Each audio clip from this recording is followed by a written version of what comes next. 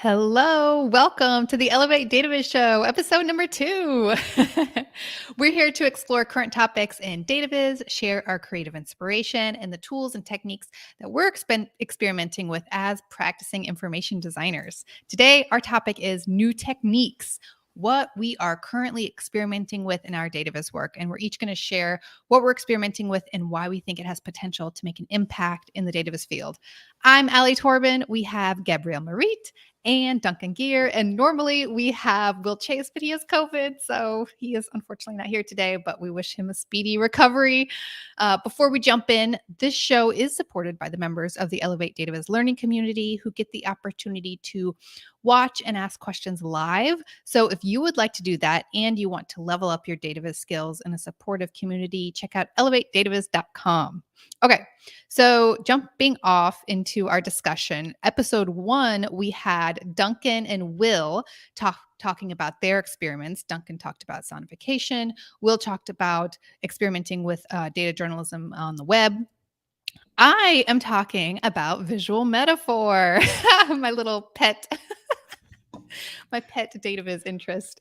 You've been talking a lot about visual metaphors lately, haven't you? I have. I think that, so the reason why I'm bringing it more and more into my practice is I'm just finding how powerful it is in bringing it into my work and how much my clients like it too. They really like when they're running up against common problems, like they're having trouble explaining a particular concept or their information is just not very memorable.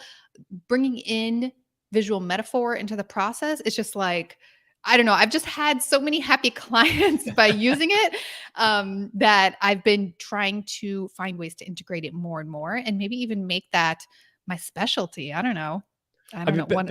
Before we get too deep into this, it's probably worth you defining like A, what is a metaphor, and B, what is a visual metaphor, just so that people don't get lost. Yeah, that's a good idea. Okay. So metaphor is a figure of speech where you're saying thing A is thing B. So like this room is a sauna. You know, I would say that to say this room isn't actually a sauna, but maybe it's really hot. So I'm like leaning on. I mean, I'm in Scandinavia. I'm literally in a sauna. So. Wait, I thought it was cold in Scandinavia. What are you talking about? That's why we have saunas. That's what they were invented for. Did they originate in Scandinavia? I think they did. Yeah. Isn't it like a Finnish term or something like that? I'm going to Google this. You carry on. Okay. And then I'll give you the history update of the audience later on. So the reason we use it is a way to lean on our understanding of the first thing in order to explain what's happening in the second thing. And they're really powerful because we use them all the time. Like if I had said that, you know, people wouldn't have batted an eye. Like it's something that we use all the time when we speak. Another example is like, the lecture was so boring, my eyes glazed over.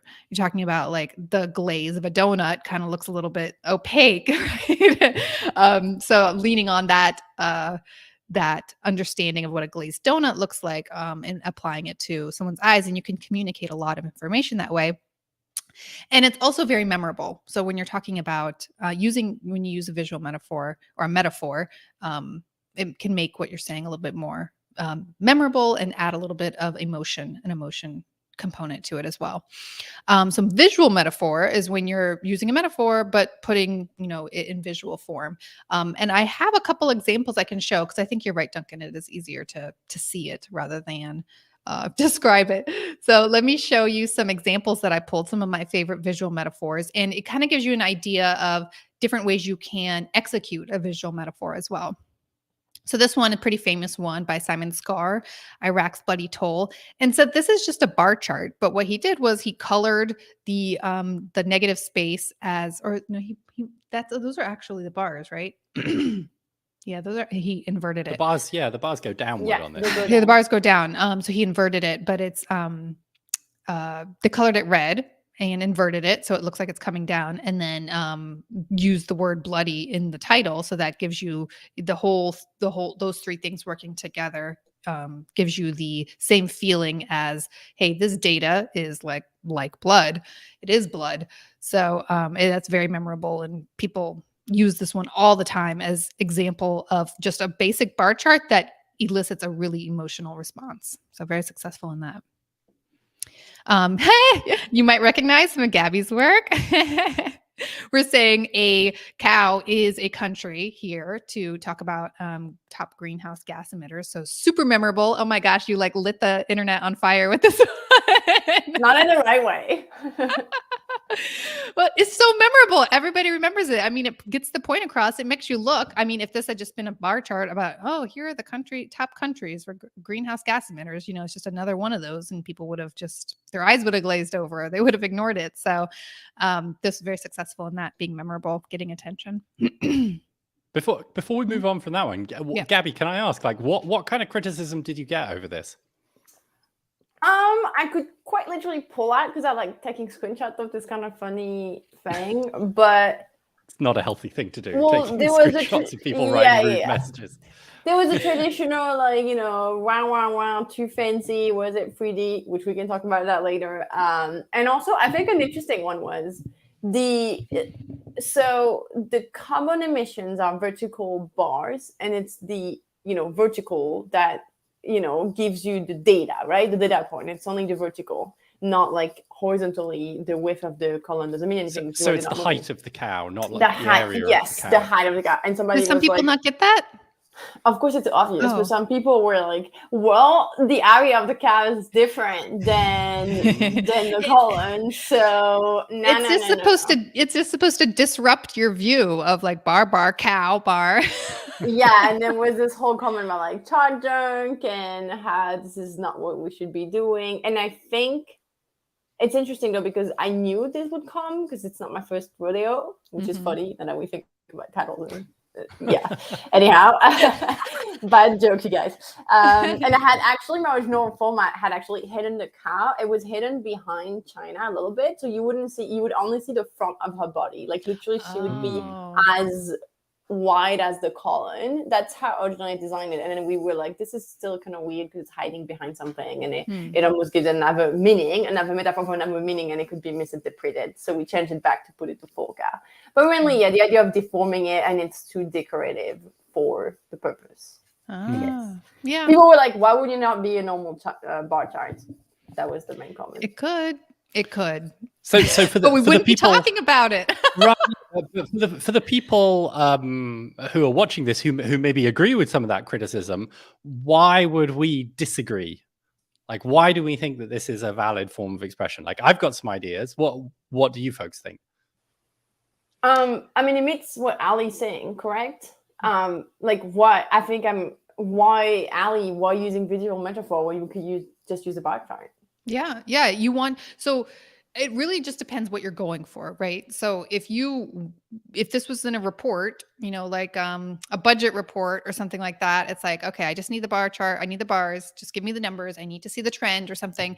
But the idea for this one was it needed to have some sort of attention getting aspect, and it needed to elicit some emotion and memorability, and boom, boom, boom. I mean, I've seen this around so many times, and I can't forget it. It's so beautifully done. Plus, the cow in there, you just can't forget it. And I think you executed it so well. So it really just comes down to what your primary intention was. Yeah. So to kind of spell that out super clearly, I guess, the decision that you made as a designer was that the shock factor of like, what the hell, why is there a cow in there, is more valuable to you in like achieving your goals than it would have been to have like exactly accurate area representation. Is that right? Yes, it's sacrificing, to be honest, it's sacrificing the scientific precision of the data for better expression of the message, almost tracking expression of the message. But not even that much. Because I mean, like, what do I care between 7.9 and 7.8? What am I doing with that information? This was for someone like me, right? This wasn't for the scientist taking, the exact measurements of things so they could, have that data and do specific trends. This was for me, someone who doesn't care about the difference.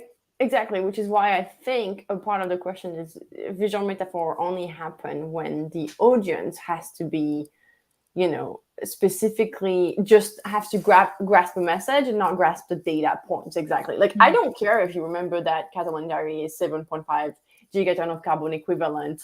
I really don't care. You don't have to remember that. You don't even have to know that number or any number. You just have to know that it's approximately equivalent to, A carbon large emission. country. Yeah, It's right the up US, there. which is the second one, like straight after China. Just so you know, that's all I need to.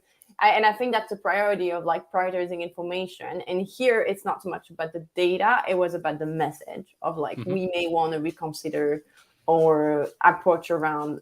It was mainly for governmental official during the COP26. So people who would pass by and look at those screens would be like diplomats and presidents and ministry and assistant. I don't know, but it was more for those people to grasp like the reality of those big numbers and start thinking, oh, maybe we should stop sponsoring the cattle industry because it's actually a problem. Yeah. Sorry to make you like dive so deep on this, but I think it's really interesting to highlight the fact that being a designer means weighing up trade-offs, and this is like a really nice example of like that. You are always going to have to make trade-offs between beauty and accessibility and scientific kind of representation, and the trade-off decisions that you make are massively down to who your audience is, what they're expecting from it, and what you want them to do. And I think that's something worth highlighting, basically. Yeah. No, 100%. Yep. The brief is what's more important. I can't decorate something if I'm working for a scientific paper. Like I just worked on a scientific paper graph, and there's no funky decoration, and there's no cows. There's you no didn't put any trees. cows in. That's disappointing. I'm sorry. I wish I had, because It's just so wasn't. funny. It's not the goal here. Yeah, it's so funny that somebody would see this and be like, just assume they knew what your goal was here. Like, assume that it was exactly what they expect the goal to be. I don't know. And maybe this is. Sorry, Gabby, go on. I think it raises a very interesting question on how the Dataviz community react to certain graph and charts, because it's mostly from the design and Dataviz community that this kind of really bad feedback come from. And by bad, I mean pretty mean, because sometimes it gets mean. I'm always appreciative of critical criticism, and sometimes there's also a lot where I'm like, this could have been better. Honestly, it's a fair game when they criticize, but this one I was like, no, I'm good with that one. But it's interesting how I think there's a misjudgment of like we judging the graph with no knowledge of the brief. Outside of context, and we're not the audience, and we do that all the time. I've seen the criticism toward the New York Times article that were on the COVID death, 1 million COVID death, I think, when we reached that number, where they had those like beautiful particle cloud, black clouds creating charts to talk about people dying. And it was actually a beautiful article. If you interact with it online, it actually carries the sense of loss of the country in a really beautiful and poetic way. And I think when people just saw like one image on like one screenshot of the page, the front page of the New York Times, there's all criticism being like, this is how we represent people with one dot on the map. But it's actually not how it was when you actually look and read the article. It was way more complicated than that. So you take it out of context, you don't take into account the brief, who it was for, how it was created, and then suddenly you judge it in a way that's not appropriate. And I'm wondering, how do we do that better as a community, and also for like things like awards and competition? And I never get asked like who was it for really, and Yeah. Wait, before I criticize it, what was your goal? But I mean, I think that is a topic for another. You see my stress ball? That's a topic for another show. I brought this one up because I think it was successful in doing what I think it was trying to do, which was get attention and like shake up what we normally see around this, and like, wow, oh my gosh, like bar cow. It really puts it in perspective, and it's eye-catching. So A+ for me, Gabby. Okay, next one. This one was from Our World in Data. So we have up at the top everybody who is alive today, and the bottom is everybody who used to be alive. So I felt like there's not really that much to this one. I mean, it's just a bunch of dots at the top and at the bottom. But the fact that they kind of put it in this hourglass and made it seem like sand going through, it made it super memorable. And it also kind of helped me get a grasp around these huge numbers. Like, this is a huge concept, thinking about everybody who's ever been alive. That's crazy. So I just think that this one is a pretty simple one, but thinking about people as like moving through time as if they're moving through a hourglass is really memorable and effective. For sure. Yeah, I mean, it's really simple, but it's unusually decorative for our world in data. They don't normally go for this kind of thing. Their charts almost always lean towards the academic. I mean, they make great charts, and they're almost always like very appropriate charts for the data that they're showing, but it's quite unusual for them to take a more illustrative visual metaphor approach like this. And I really like it. I think it's really effective, like you say, in communicating what there is. Be interesting to see humanity in the future compared to these ones. I wonder how big that would be. See, that would be a good Depends one. what happens, Duncan. I suppose. Exactly. You could do some predictions. Yeah. All right. And this one that was my kind of how I've spent my time. It was inspired by a similar stream graph that Carney Clears did, but he did that like 100% stream graph where, it uses the entire space. Or did he? Yeah, I think he did. Yeah, I'm pretty sure he did. I liked like when I created this in raw graphs, you can do it where it just it's like a typical stream. And I like this one because it made me feel more like the metaphor of, my time being a stream, a literal stream, and kind of ebbing and flowing, it moving towards certain priorities in my life. So I really liked using the metaphor of the stream on my how I spent my time. And I think a lot of other people too, especially moms, parents, understood like this giant overtaking of the caretaking for a little while. So that resonated a lot. So this one is an interesting show because it's a little further away from the other one that way. I mean, this one is a bit more the first one you showed, which is like just the chart itself is the metaphor. Yes, you didn't even like decorate it or anything. You just were like, I'm picking a flow chart because of the idea of a stream. So it doesn't have to be like fancy 3D cow design. It could just be like picking it the doesn't right have to be chart data about a stream in a stream graph kind of thing. You're right. Yeah, let's go because in each of the examples, the metaphor is executed in different ways. So like for this one, it's in how the chart type is styled, I would say, and with the title. Do you guys agree? And then this one is more like bringing in other elements into the chart to kind of make the comparison. This one is more like illustrative, kind of moving, arranging the information in a certain way and adding another element. This one is just specifically using a chart type that already exists in the wild. I didn't really do that much more styling in terms of like supporting the metaphor in any other way. It was more of just choosing the specific chart type. So what's the metaphor here, Alli? The like literal, like the way I see it is my time kind of ebbs and flows and moves forward like a stream. It's like the kind of river of time. Kind of a thing. Yeah. And you can kind of see like the ebbing and flowing, I guess, is the waxing and waning. Does that apply to a stream? Yeah, no, I think so. And to be clearer, I think this is a supremely effective chart. I think people watching might think, this doesn't look like a real world object, maybe in the same way that some of your other examples do. But that doesn't necessarily mean that it's not a visual metaphor. Right. You don't have to hit someone over the head with a visual metaphor. I think people are smart and they have senses, so they can sense something and without even being able to name it, and it can add to the effect. Yeah, you can hint at stuff. Yeah, you don't have to hit people over the head with a metaphor. I think that's important to underline. Could you explain how do you pick the right metaphor for your data set? And mainly what I'm interested in is how do you present that to the client without showing a chart, especially if you're going to go more decorative, or like what are the steps for you to explain the visual metaphor to clients so that it makes sense for them without seeing a chart, or are you showing them the chart already or some sketches? Yeah, I guess it depends what the information is, because there are some visual metaphors where it's more like conveying information or a process rather than like there's actual data points with numbers. So it really depends on where I'm starting. But if maybe it'd be easier if I had an example. Oh yeah, I have an example later. Let me. I think I have a couple more examples, but I have one where I actually did recently. So I'll explain how I pitched it to the client.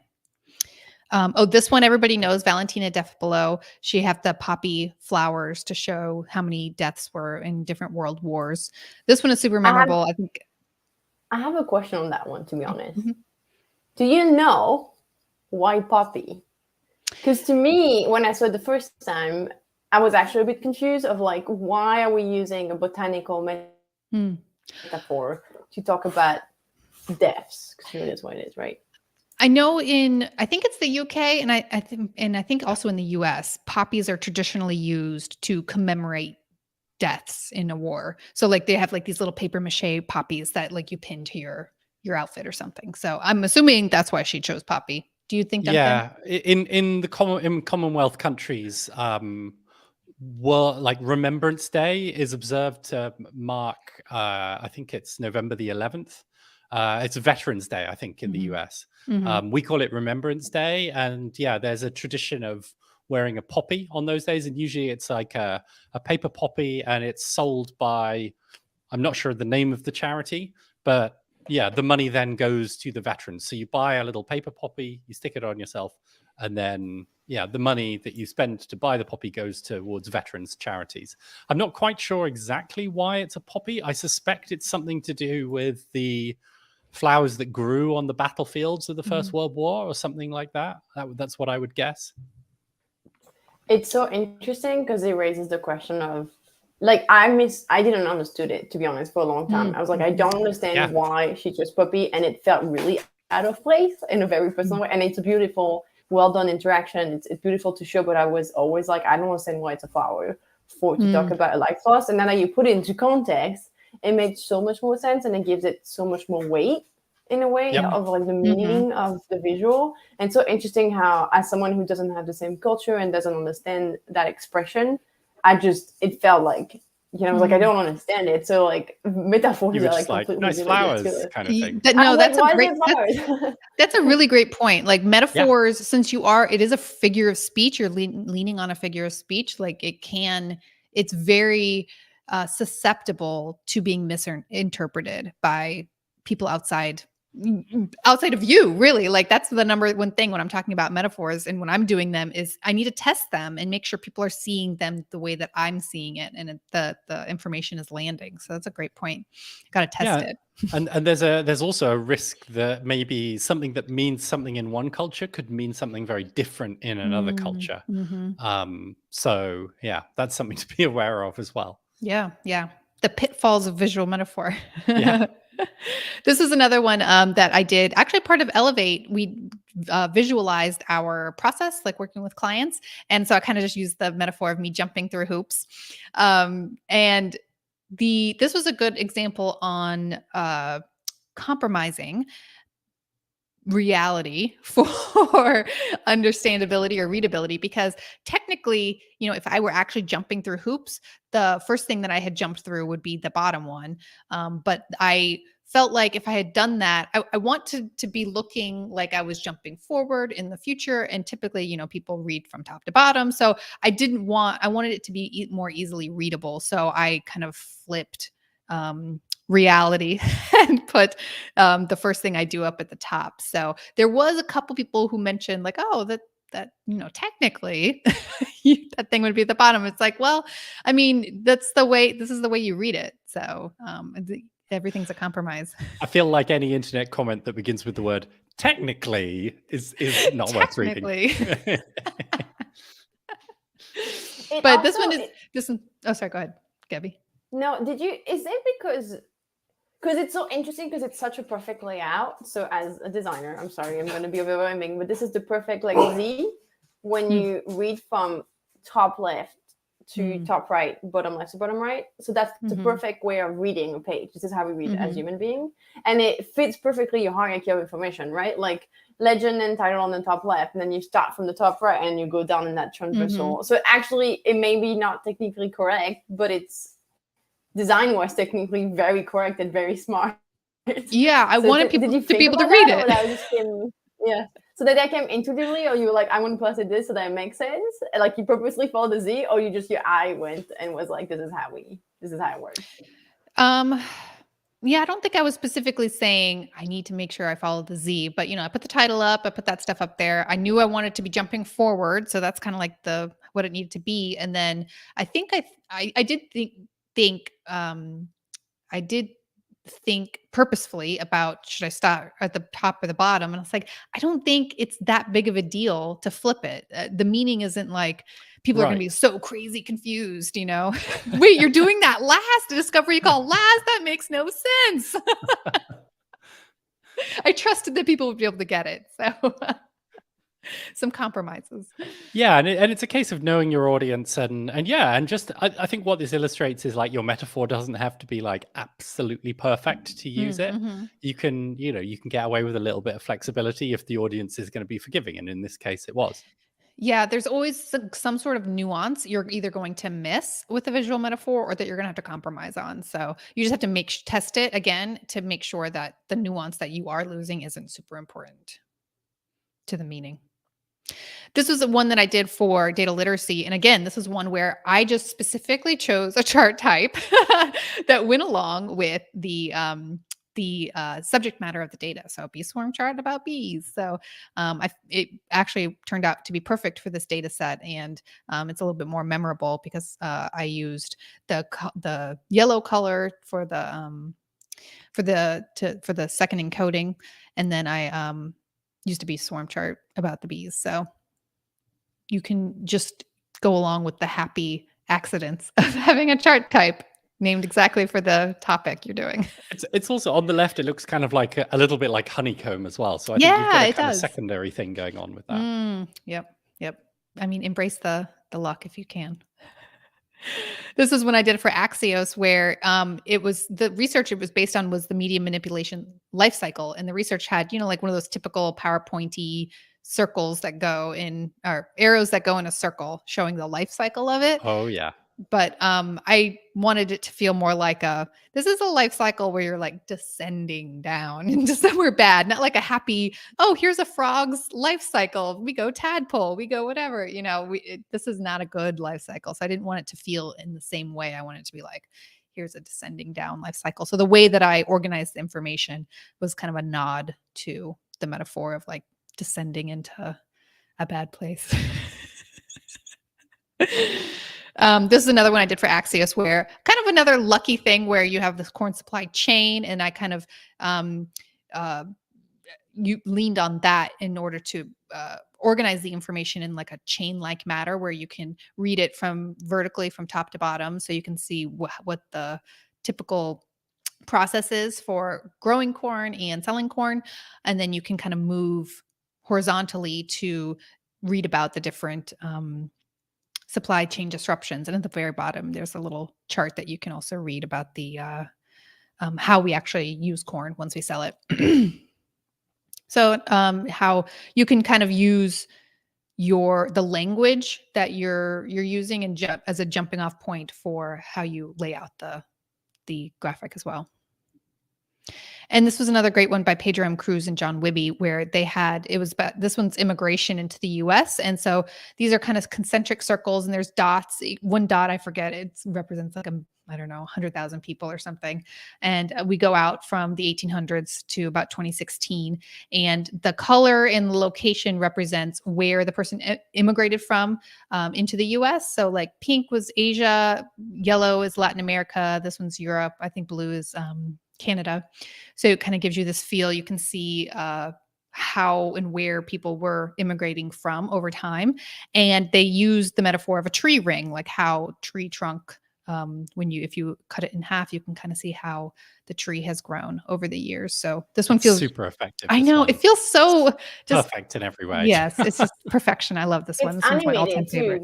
They have the animated version where you can see the circle coming in, and I really love the animated because it actually makes it look like it's growing, but in like very organic way. It's beautiful to look at. So nice. Yeah. And they have, they use small multiples too. So they had a bunch of them that in the shape of the United States. So here's one for California, here's one for New York. And you can kind of see that where the different patterns for the different states. So it's just so effective and beautiful and memorable and amazing in every way.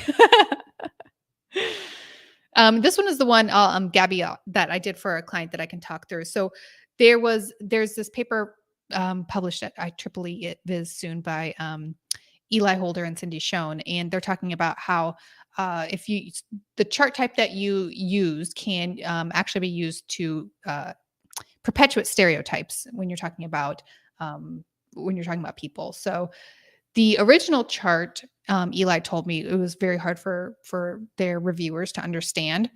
So that kind of prompted me like, okay, maybe we should lean on a visual metaphor. So I went through the process of figuring out how would we explain this concept using a visual metaphor. I went through my process and I came up with this like optic diagram.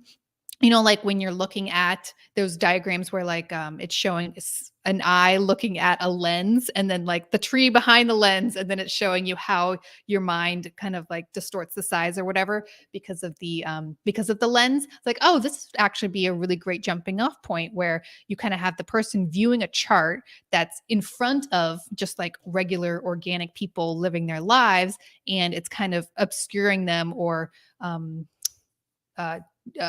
altering their state, and then you are making some sort of perception or assumption based on that. So I'd use that metaphor. And the way that I pitched it to the client, up to Eli, is that we talked about the brief on what we wanted to achieve.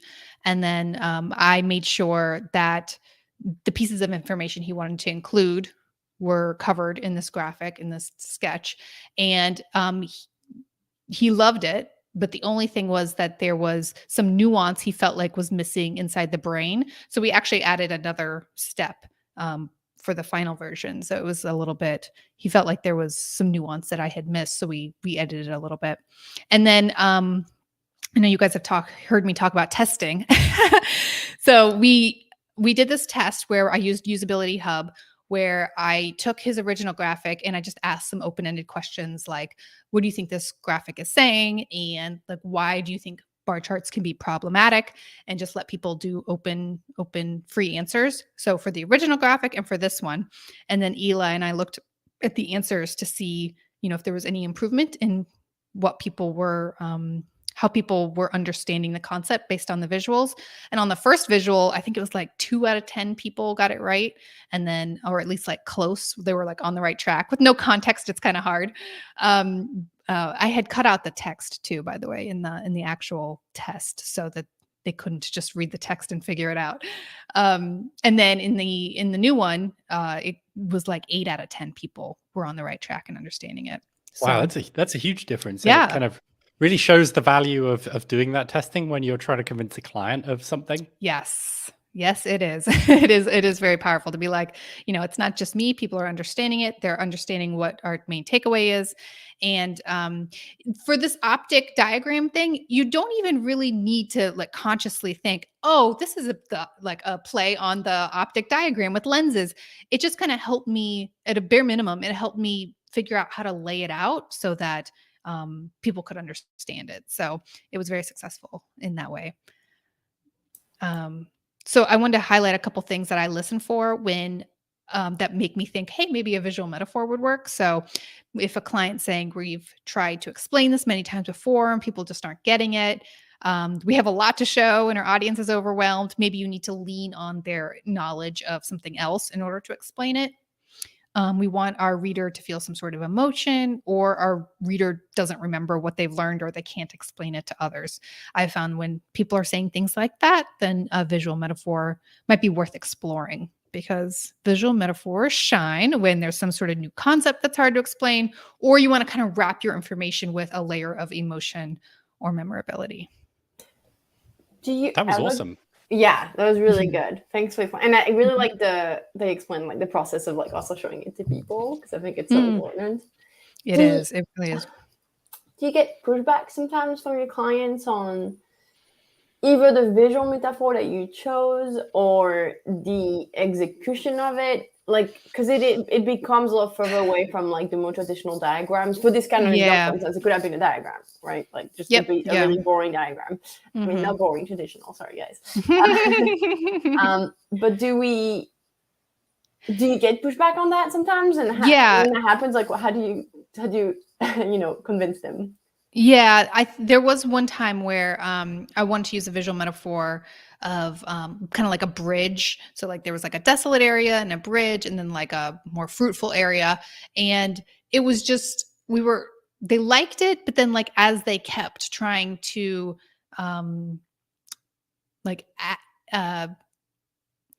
guess they took the metaphor a little bit too seriously, and it was just like too literally. Yeah, too literally, like, well, what would that mean? And we don't want people to think that we're like this, or it was just becoming a little bit too getting too lost in the weeds, and they're taking it a little bit too literally. I'm like, maybe we should back off on this because I'm not sure it's working.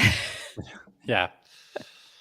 Because it is hard when it's when you're trying to map so much nuance. And a lot of people, sometimes they think, oh, this is working so well, let's add more nuance to it, and let's add some more characters and extend the metaphor even further. And I try to remind them that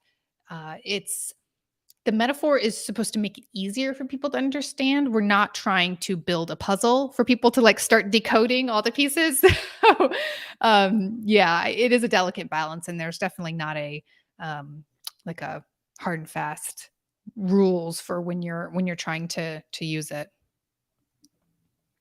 And you're giving a workshop on this soon, right? Oh yeah, next tomorrow. Okay. Next day. So that'll probably be too late for most people who are going to be watching this to show up and join. But do you plan to give that workshop again? Yeah, I would love to do it again, get some feedback on this one that I'm doing tomorrow, and see any ways that I can improve it, and then I'll offer it again. So if you're interested in keeping up with the next workshop, you can subscribe to my podcast Dataviz today, and I'll mention it on there too. And I'll also mention it in the Elevate Learning community. So join the community too if you would like to hear about it first. Yeah, and Elevate members are getting free tickets to the workshop. They are. Yeah, that's benefit. Another benefit of being an Elevate member is that you can join the workshops for free.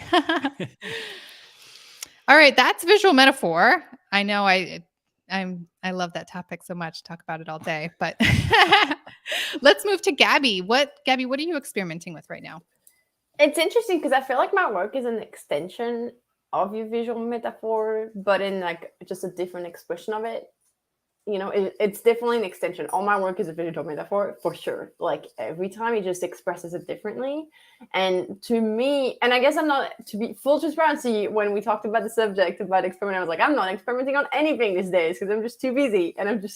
But my big passion, I think, in the last couple of years, my style has developed quite a bit, and I've been really obsessed with 3D, not in the traditional way. So what we've been taught in Dataviz is never ever use 3D. That's the rule. I think we've all seen those like deformed pie charts that are preset in PowerPoint, and you get that like weird dimension, and like the big part is hidden in the back. Don't do that. I think it'll be easy to find an article about why you shouldn't do this. But I found it a bit sad, just like the chart that you show is actually in 3D. Not only the chart is obviously not flat, it's not a flat icon, but the bars themselves were made in 3D to give them that depth and realism. And to me, it's, I think what, thank you, Duncan. I think it's kind of what I've been working on more and more is how much can I integrate the data as not just like an independent flat object that just lives on the page or on the screen, but something that comes out of the screen and feels like it's part of a scene in a realistic landscape. And so that requires for me to put that into a 3D thing sometimes. And I think a lot of my work shows that. How much is this kind of in line with what's it called? That fancy design word? Is it skeuomorphism? Is that kind of what you're trying to achieve here?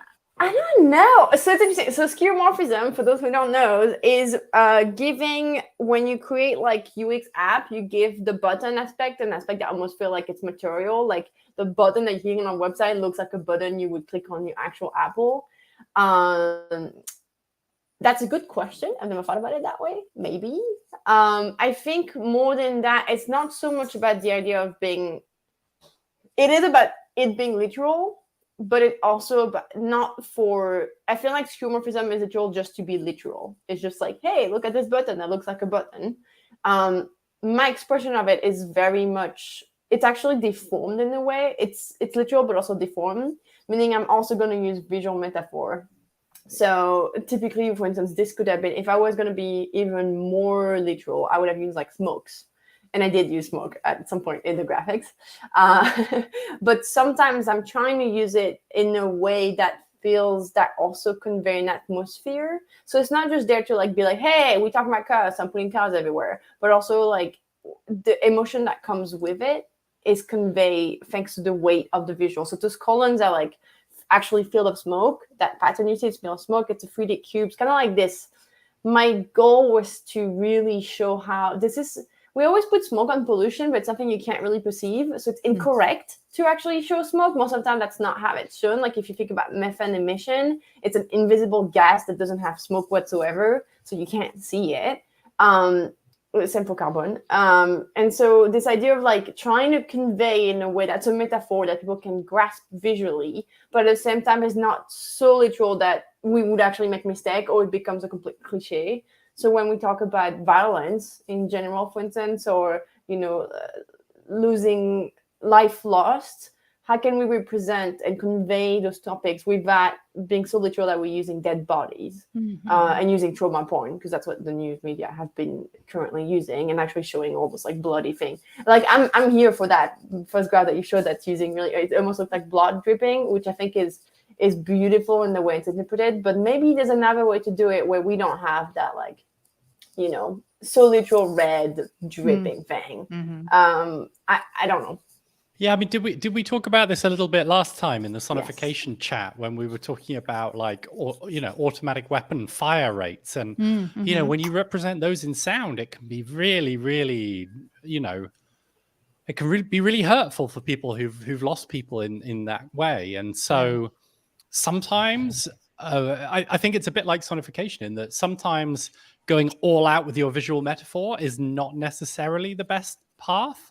Like it can help if you really want to have an impact, but if everybody is having maximum possible impact all the time, everyone just gets dulled to it and it stops working. Everything just becomes extreme all the time. I think how in movies sometimes they don't ever show you the monster in the dark, like there's like those horror movies and you never ever see the monster. I think that's part of what I'm getting at. I think that's also what it's funny because I remember talking about that with you last time, so check out the first episode.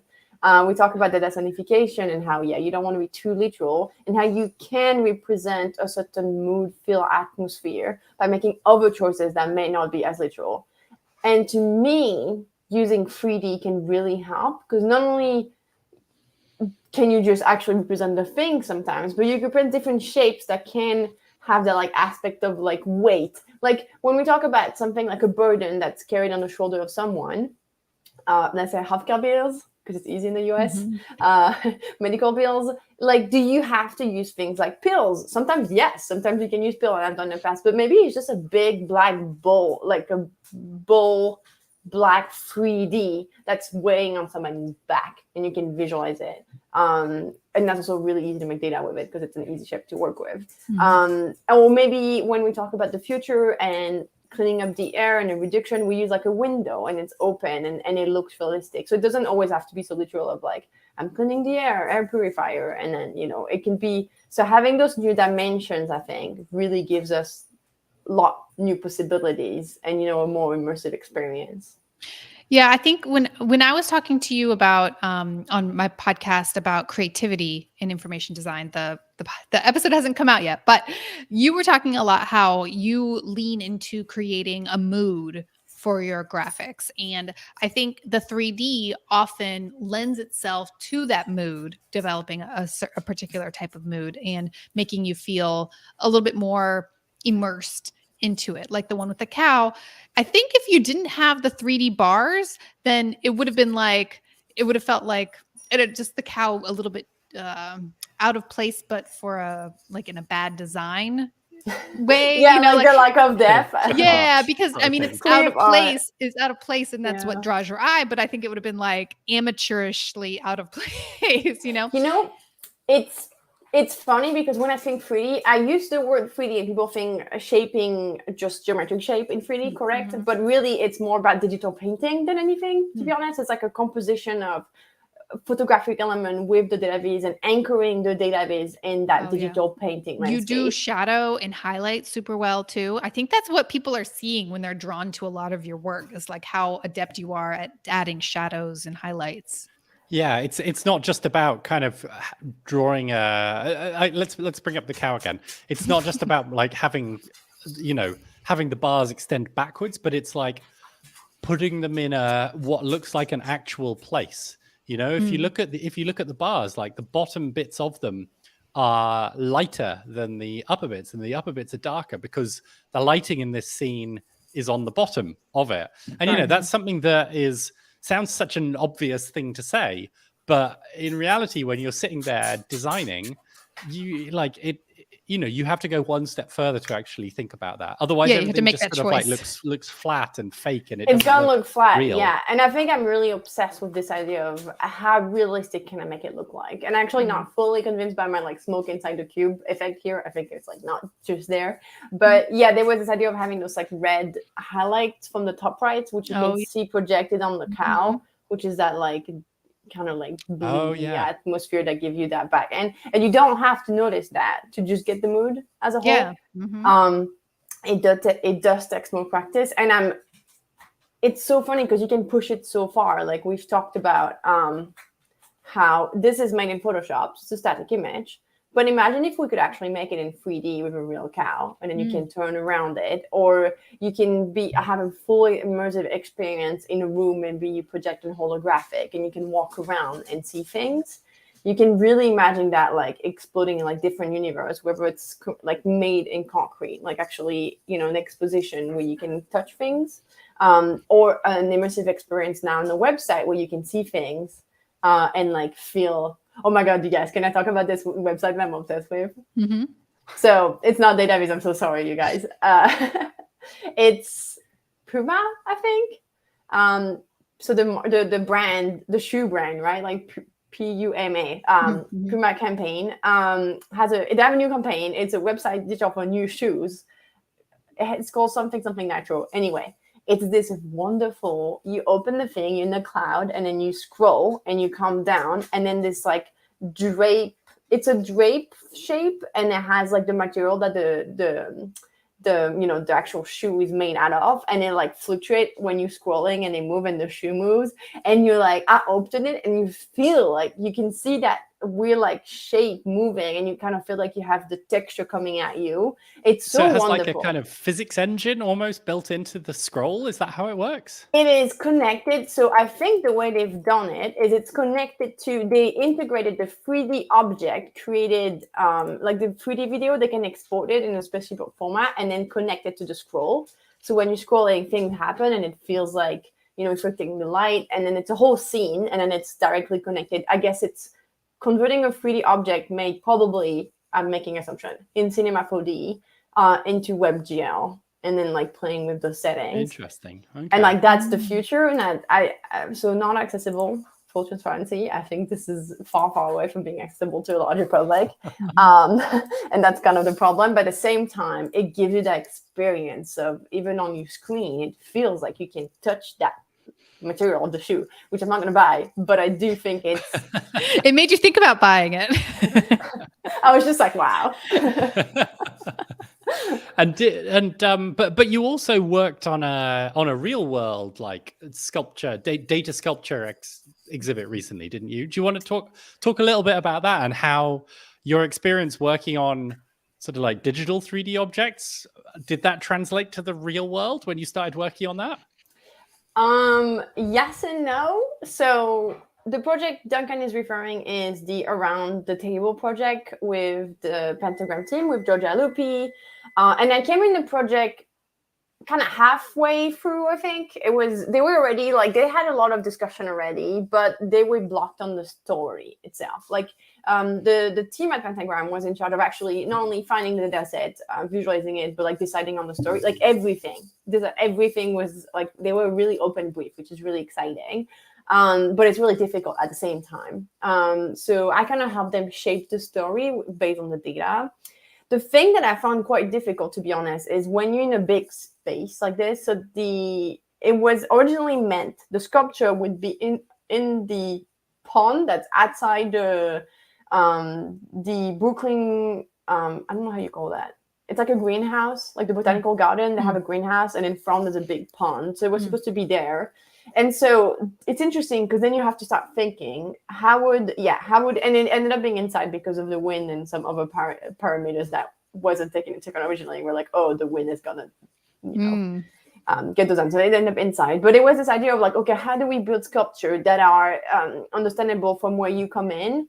And then, if you go around, how can you visualize it and see it in a way that you still understand it and you don't have to stand exactly on this point, because people could come from all sides. Eventually what happened is that we actually moved inside kind of the last minute, and we had to reshuffle thing. So you actually enter this space and you only have those side thing, and you can really read it from front. But there is this question, and this is where I think the experience of Ting. So Ting is the, how do you call this? She's the designer for like installation at Pentagram in the Georgia Loopy team. And she's very experienced with how to display thing. And so she was the one being like, this is the size we can play with. Because, we want things to really show and be dramatic. So there was this thing of like, for instance, so what you see here is what the world eat, like as a whole, as a diet, like if we were taking an average diet. The colors are the different type, like you have dairy, you have, meat stuff, and then they by category. And then they display the percentage of display, which is why you see so many, one figuring is, anyway. I'll show you the legend, but it's a bit complicated. It's easier to like read it and then see it. But it displays what we eat and the carbon cost of it. So you can see those black circles are the carbon cost per gram, per calories. So you can see how certain things like those little blue, I believe the little blue column that you see here, the big circle in black is milk, I believe, or some kind of meat. And so meat and milk, I think, in the back. So it's interesting how we're like, it needs to be black because it is carbon. So there is a bit of that thing coming in. And the yellow thing is more like rice and corn and maize. So they look kind of yellow. So we also have those thoughts. I was less involved in the design. It was more of a thing. To be fair, she was more of a child of the design. But it sounds like you're still integrating a lot of those ideas around visual metaphors in terms of like, even if it's not the shapes, it's still in the colors and the sensation that it does. It's the more subtle form that Alli was talking about. It's a way more subtle form, with also because of the restriction of like we couldn't make really fancy shape because they wouldn't have hold. Like it was, and also that scale of that really being able to show like this very small thing with massive carbon, and then and those really tall like maize and corn, which in yellow over there on the right side, we have really small carbon impact. We can feed most of the population with it with almost like no carbon impact because it's not a lot. So it's interesting how you can definitely recreate that in atmosphere. It's also a good challenge to also have those restrictions of like, no, you cannot do fancy things because they won't be able to hold in space. Like literally it's metallic structure, so like how do you make them hold in space? So you can't do super fancy things because it becomes too heavy. And we had a budget too, so no fancy sculpture. Like it had to be like easy sheets to cut. Yeah, that's amazing. I know you've been talking a lot about wanting to do more like actual physical 3D installations and things.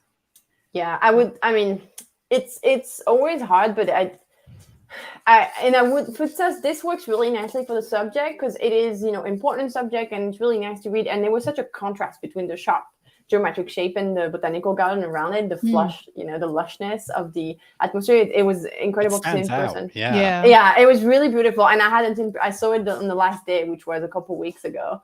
And it was even more beautiful than on the photos. Like the photos really don't pay justice. But I would love to see something that's a bit, to be honest, more literal on my case. Like when we talk about climate change immigration, I would love to like showing the path of somebody going from Libya to France through the Mediterranean. Mm. Could we display in a space like you have to walk with the long corridor trying to get you, like each step you do is 1 kilometers of walking they did, or like you on the ground you display with hologram like the water. And and like this kind, and maybe there's an atmosphere with denazification of like the sound of the water when you're isolated on the water in a really small boat that's just floating there for hours, or the sound of the people panicking on the boat. I'm just wondering if there's more we can do that's not just like a sculptural like building, but recreating that atmosphere. Time, together,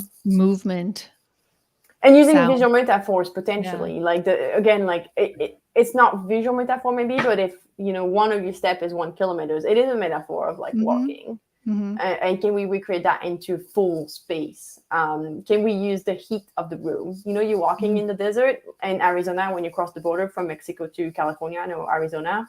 People who cross the desert on foot go through like extreme heat. Can we make people go through that for just like 3 minutes of their life to realize what it means to immigrate on foot from Mexico? And it's not just showing up at the door and getting a job. It doesn't look at all like that. Outside of the complicated part once they in the country, I think having this experience and playing with all the senses and reproducing those, what I do digitally, but in a physical way, would be really interesting. Yeah. Bringing the mood aspect to a physical implementation. Yeah, I mean, when people think about data physicalization and things like that, you think of sculpture and stuff like that, but you don't ever really kind of think about temperature and humidity and these environmental variables that humans are extremely good at feeling differences between. And obviously one issue with that is that those things don't scale so much, but I wonder if there's something you could do about like it's some like computationally intense process, and so it makes your laptop heat up, and it's like put your hand on your laptop to kind of feel the temperature or something. Maybe there's something or something you can do at home, like try do this and that will simulate something. I wonder too, I remember there was this exercise that really struck me. I was 15, 14, I think. And we had somebody, I don't remember in which context, but I remember we talked to someone who was working with people who had visual issues, so at lower, vision impairment, and all the way to fully blind.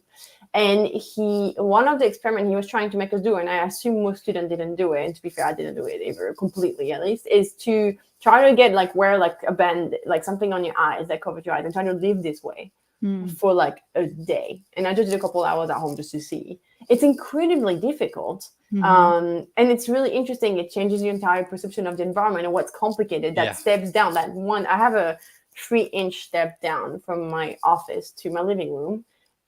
You don't know where it's at. Like I have to hold the door, and I would have to know exactly, and it makes my path complicated. And so experience it with senses, what other people experiences could be a way. And I don't know how we could display that, but even doing for 10 seconds can be such a life-changing. We have now restaurant when you can eat in the dark, and it's a transforming. I love it. If you guys have the option to do that, usually just go and it's in the dark, you don't see anything, you don't even know what you're eating, the menu, and you realize you can't recognize the difference between shrimp and chicken, which I don't eat, but regardless, putting water in your bowl, they have to explain you that if you put water in your glass, you have to put your fingers in to know where the water is at, otherwise you would overflow your glass. And so I wonder if we could make people experience that in very easy way that are not too hard to reproduce, whether it's the temperature, or you just put there's a little, almost like an oven, and you put your hand and you're this is the temperature of it would be outside if you were walking in the desert in Arizona. It doesn't have to be the whole room. You don't have to have the cactus and all the atmosphere. Maybe it's just one item of experiencing this is heavy rain, this is the sound that it makes when you're in the middle of the water, just to give a little bit of that immersive experience. Yeah, a little bit of context, because just reading those words, it's if you've never felt it before, then it's hard to know. Yeah, exactly. No frame of reference. Yeah. All right. Well, we are at the top of the hour, so this has been an amazing conversation about things that we're experimenting with. If you wanted to hear more about it, go back to episode 1, because Duncan and Will talked about the things that they're experimenting with. And we'll be back with a new topic in 2 weeks. So thanks, everybody. Talk Thanks. to you soon. Looking forward to seeing Thank you you, all then. everyone. Bye. Cheers. Bye.